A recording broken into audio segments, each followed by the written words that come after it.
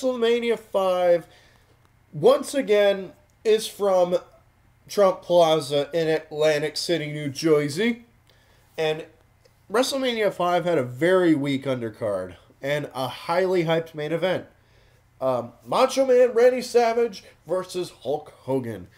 Hulk Hogan and Savage had been the unbeatable combo for the previous year until Savage's jealousy of Hogan's popularity, causing him to turn heel and attack his former partner. Unfortunately, the WWF decided to base their pay-per-view around the match and didn't spend enough time making the entire card compelling, just the main event. So, of all people to sing the America the Beautiful, they get Rockin' Robin, who is the women's champion, and she did absolutely terrible rendition of America the Beautiful. She should have stuck to wrestling. Now we get to the match card itself. We get to King Haku versus Hercules. Now, this is not a bad opener for these two brawlers. I mean, Haku was out of place as a king because he didn't really have a flamboyant personality to make it work.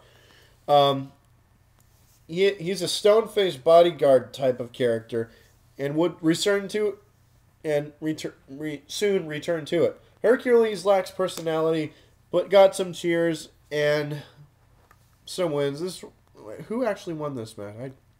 I forget. Hang on, let me pull up the results. Wikipedia, thank you very much. All right, Hercules got the win here. Nothing too special. The next match is the Twin Towers. Akeem and the Big Boss Man versus the Rockers. The debut of Mr. WrestleMania, the Heartbreak Kid Shawn Michaels, and Marty Jannetty. This is very entertaining as the Rockers bounce around the ring and use the double team moves to get the man with two towers off balance. Shawn Michaels shows flashes of his greatness, and Boss Man was decent. He was good in this match, but Akeem looked very, very bad, and his ridiculous dance moves were ridiculous. And the manager Slick was in their corner, and the Twin Towers either way got the win after Akeem body splashes onto Shawn Michaels.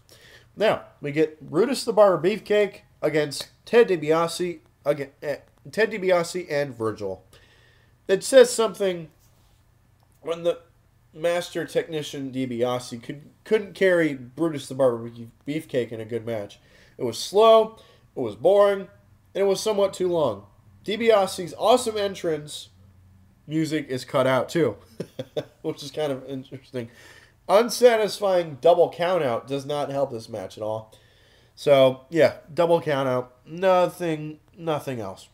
Now we get the Rougeau brothers, the Fabulous Rougeaus, Jacques Rougeau and Raymond Rougeau against the Bushwhackers. Yeah, a terrible match as Luke and Butch could not wrestle to save their lives. I'm not going to lie, I was not a big fan of the Bushwhackers, but somehow they got a huge reaction. They were lovable characters back in the day. I never really saw what they saw in him, the fans saw in him, but yeah.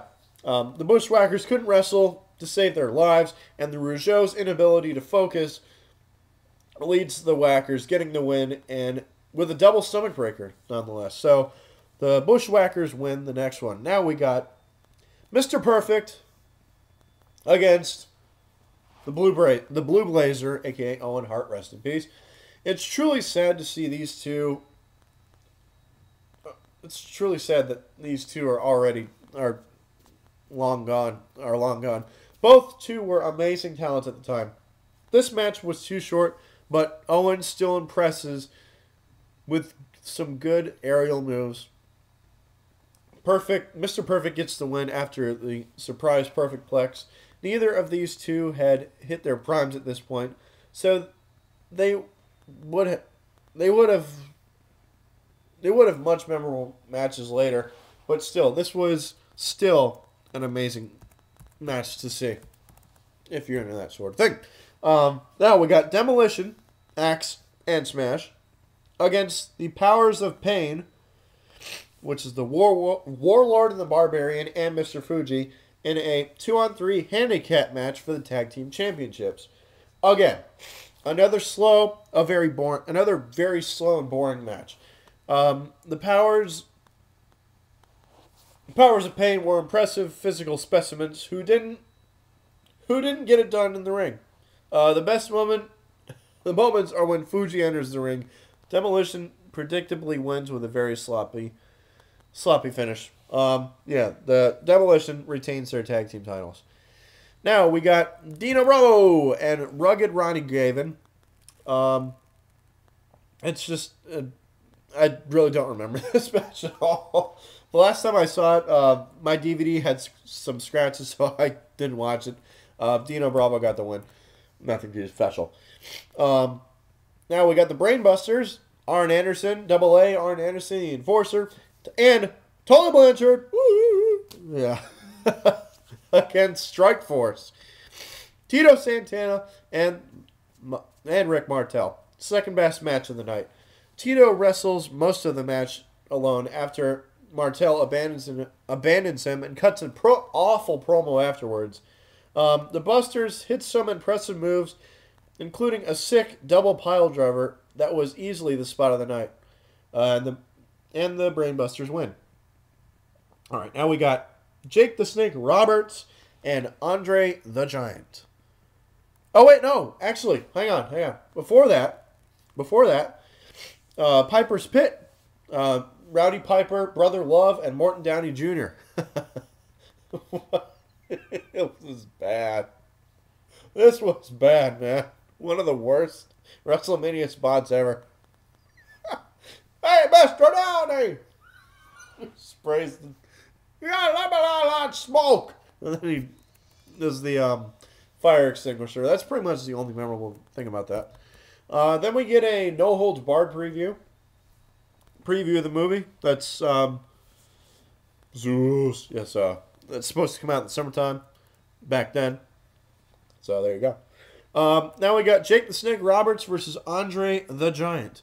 Very boring, as Andre the Giant dominates 95% of the match. So it kind of sounds like somebody we know. Singing up. So he pretty much dominates for 95% of the match. This was very entertaining. These were two very entertaining wrestlers, but they had no chemistry. Especially when there was a double disqualification. Ends it. So, yeah.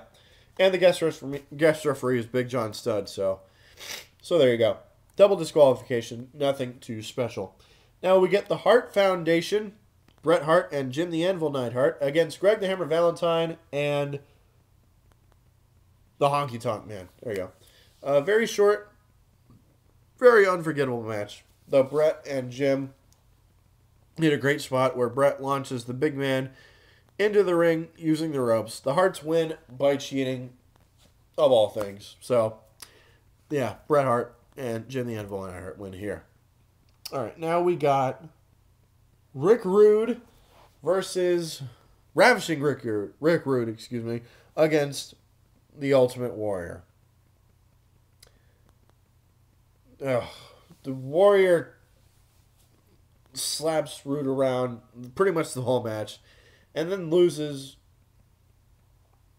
when, yeah, it's just bad. It was bad. This match isn't terrible. It's not terrible, but it's nothing getting all too excited about. Yeah.